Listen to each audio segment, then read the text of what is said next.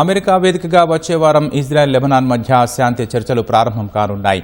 వాషింగ్టన్లోని America విదేశాంగ శాఖ కార్యాలయంలో ఈ చర్చలు జరగనున్నట్లు తెలుస్తోంది. లెబనాన్లోని అమెరికా రాయబారి మిచెల్ ఇస్సా, అగ్రరాజ్యంలోని ఇజ్రాయెల్ రాయబారి ఏహిల్ టైలర్ శాంతి చర్చల్లో పాల్గొననున్నారు. అయితే లెబనాన్ తరఫున ఎవరు ప్రాతినిధ్యం వహిస్తారనే విషయమై ఇంకా స్పష్టత రాలేదు. లెబనాన్ అభ్యర్థన మేరకు శాంతి చర్చలకు అంగీకరించినట్లు ఇజ్రాయెల్ ప్రధాని నెతన్యాహు తెలిపారు. వీలైనంత త్వరగా ప్రత్యక్ష చర్చలు జరపాలని అధికారులను ఆదేశించినట్లు చెప్పారు. హెజ్బొల్లాను నిరాయుధులను చేయడంతో సహా లెబనాన్, ఇజ్రాయెల్ మధ్య శాంతి సంబంధాలను నెలకొల్పడమే ఈ చర్చల ప్రధాన లక్ష్యమని నెతన్యాహు వివరించారు.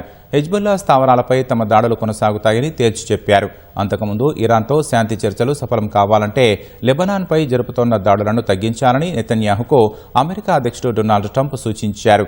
గురువారం నెతన్యాహుతో ఫోన్లో మాట్లాడిన ట్రంప్ ఈ మేరకు పేర్కొన్నట్లు మీడియా కథనాలు వెల్లడించాయి.